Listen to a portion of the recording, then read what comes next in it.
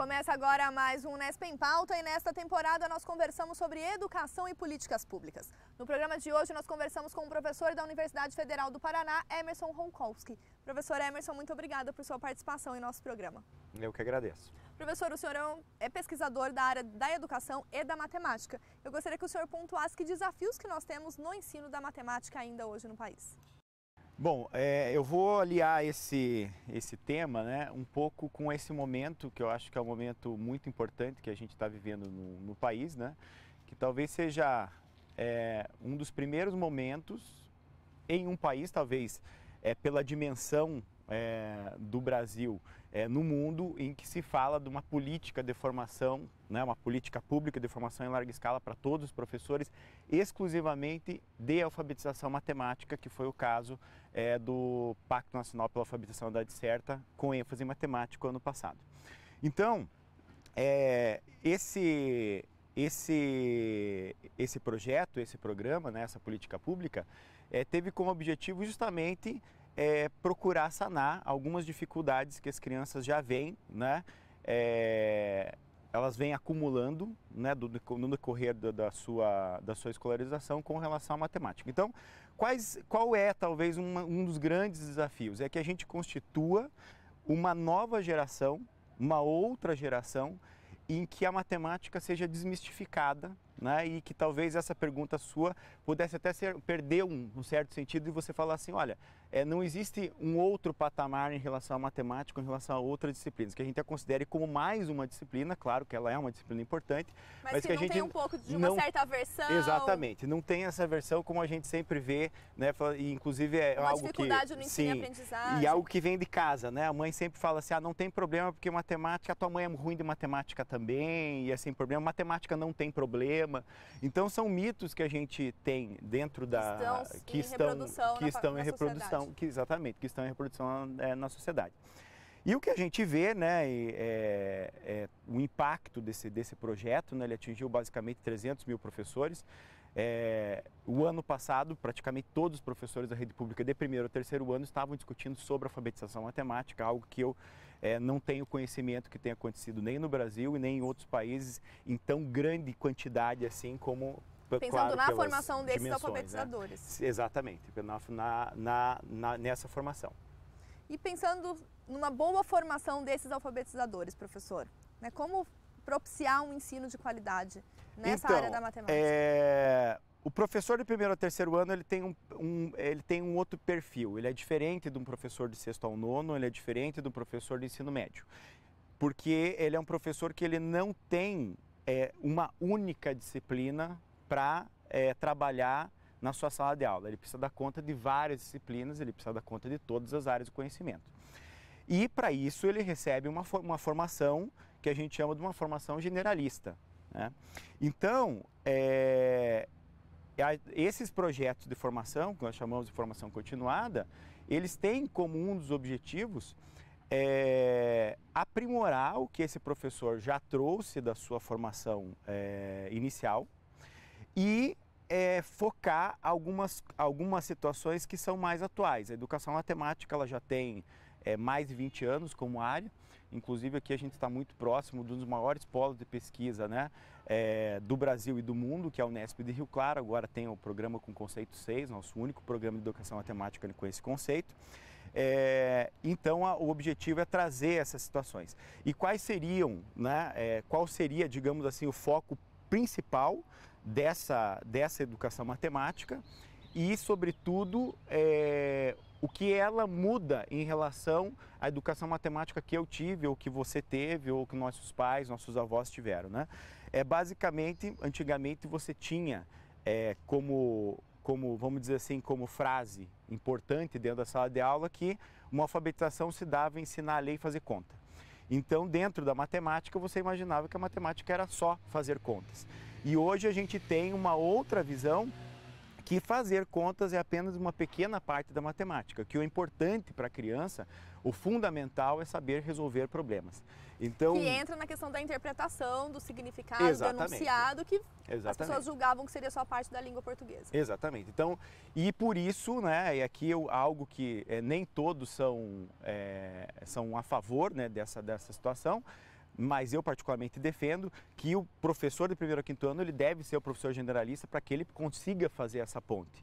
Né? E é claro, esses projetos de formação continuada têm como objetivo auxiliar que ele consiga fazer melhores pontes ou que ele consiga transitar de uma maneira mais adequada por todas as áreas do conhecimento.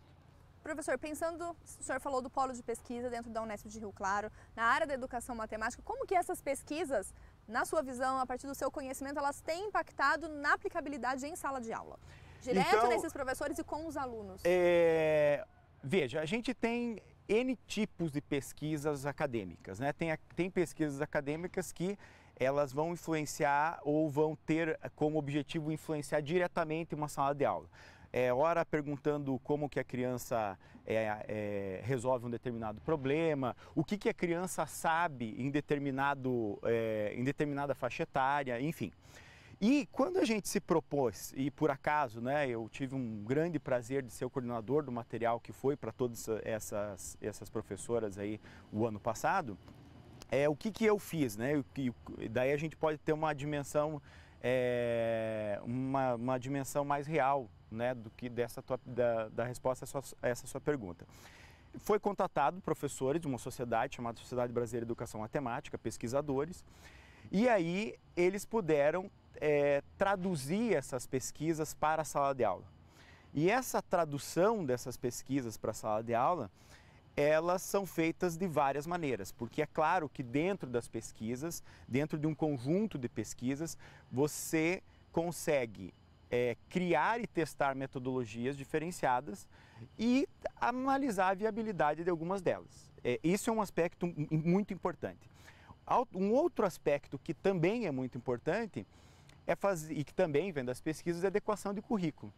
Então, por exemplo, se você pegar um currículo de primeiro ao quinto ano de 20, 30 anos atrás, ele é sensivelmente diferente do currículo de hoje. Se antigamente era muito importante a criança fazer conta porque você não tinha uma calculadora, e você tinha toda uma sociedade que talvez não tenha o nível de complexidade de hoje. E que cobrava isso dos indivíduos. E que cobrava, né, isso dos indivíduos. Hoje você tem um quadro completamente diferente. Então, quem auxilia essa adequação dos currículos também advém das pesquisas. Porque daí as pesquisas vão pensar, elas vão aliar duas situações importantes, né? A demanda, ou seja, o que a sociedade precisa que o aluno saiba, e também, por um outro lado, isso é muito próximo do que a gente chama de psicologia da educação matemática, é quando que o aluno está preparado, né, para aquele conhecimento. E algo bastante curioso é que alguns assuntos que eram classicamente colocados, né, tradicionalmente colocados, em uma determinada etapa, hoje são transferidos para etapas posteriores. Né? Então, é um exemplo... Porque se exigia algo pensando que cognitivamente a criança estaria preparada para receber e não. E esse é um caso clássico, por exemplo, de algo que é recomendado que seja transportado, por exemplo, frações. Então, antigamente a criança sabia entre aspas, na verdade ela aprendia também, entre aspas, era ensinada a ela, né? Toda a parte referente a frações, e hoje em dia se sabe que tem algumas operações com frações que cognitivamente a criança vai estar preparada muito mais tarde. Não no quinto ano, que seria equivalente ao quinto ano, mas no segundo ou no terceiro ou no quarto ciclo do ensino fundamental. Então esse é um conteúdo, uma questão importante.